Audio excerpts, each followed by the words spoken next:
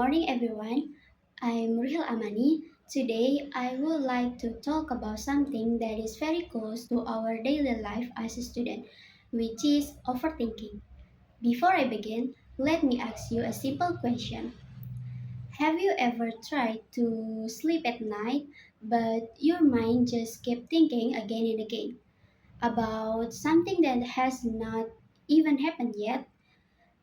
You close your eyes, you try to rest, but suddenly your brain becomes very active. You start remembering things from the past, worrying about the future, or over analyzing small situations. Maybe you think about your assignment, deadlines, your future career, your relationship, or even something very simple like, did I say wrong today? Or why did they reaction like that? Sometimes one small thought can turn into many negative thoughts.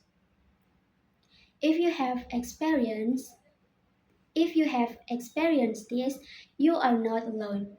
In fact, overthinking is something that many students face every day. However, many of us do not realize that overthinking is not just a habit, but it can also affect our health in many ways. So, today I'm going to explain what overthinking is, its impact, and how it affects student health, both mentally and physically.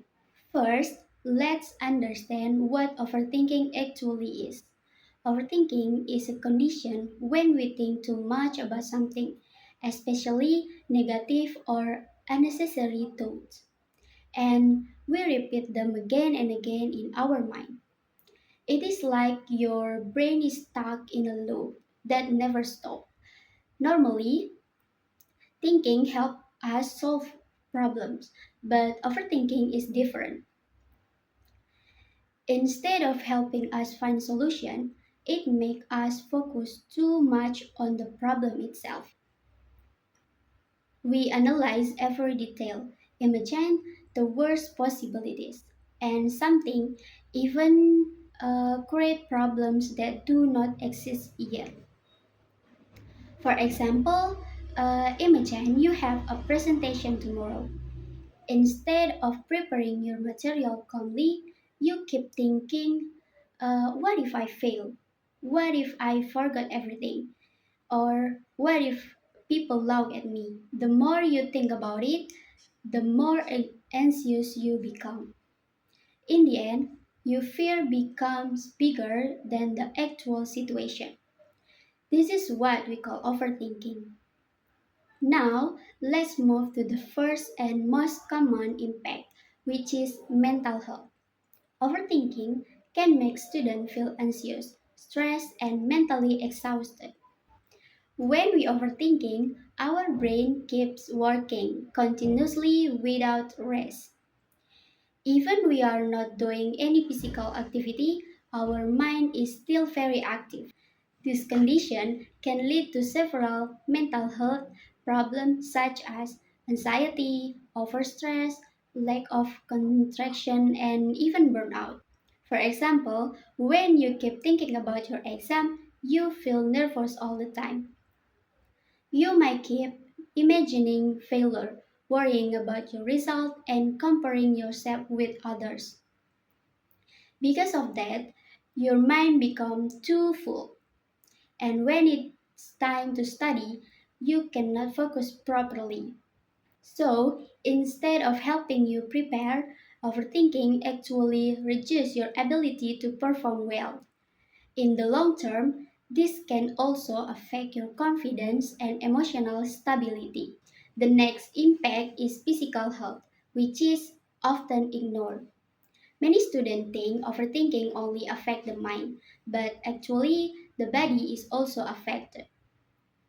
This happens because the mind and body are connected. When your mind is under stress, your body will react to that stress. Some common physical effects of overthinking include difficulty sleeping, headache, fatigue, muscle tension, and even chest discomfort. For example, when you go to bed, your body is ready to rest, but your brain is still active.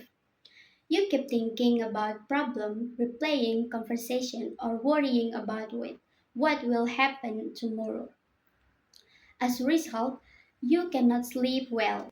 And when you wake up in the morning, you feel tired even though you did not do much physical activity. If this happens continuously, it can affect your energy, your health, and your daily performance. Overthinking also has strong impact on our daily life. It can affect the way we think, feel, and act. First, overthinking can reduce productivity. When your mind is too full of thoughts, it becomes difficult to focus on your task. Second, it can lower your confidence. You start doubting yourself, your abilities, and your decision. Third, and most importantly, overthinking can stop you from taking action. For example, you want to try something new, such as joining competitions, speaking in public, or applying for an opportunity. But then you start thinking too much. What if I fail? What if I'm not good enough? What if will people think about me? Because of these thoughts, you decide not to try at all. In the end, opportunities are lost, not because you are not capable, but because you are too afraid to take the first step. Now, the question is, why do students overthinking? There are several reasons. First, academic pressure. Students often feel the need to get good grades and meet expectation. Second, fear of failure. Many students are afraid of making mistakes or disappointing others. Third, social pressure. Sometimes we compare ourselves with others, especially in this digital era. And lastly, uncertainty about the future. Not knowing what will happen next can make us worry too much. All of these factors can trigger overthinking if we do not manage them well. So, what can we do to reduce overthinking? There are several simple but effective ways. The first, focus on the present moment. Instead of thinking about what if, try to focus on what you can do right now. Second, write your thoughts down. Writing helps you organize your ideas and reduce a mental pressure. Third, talk to someone. Sharing your thoughts with friend, family, or even a teacher can help you feel supported. Fourth, take a small action. Do not wait until everything is perfect. Start with small steps. And lastly, accept uncertainty. Not everything is in your control, and that is okay. You do not have to be perfect. You just have to keep moving forward. In conclusion, overthinking is something that many students experience in their daily life.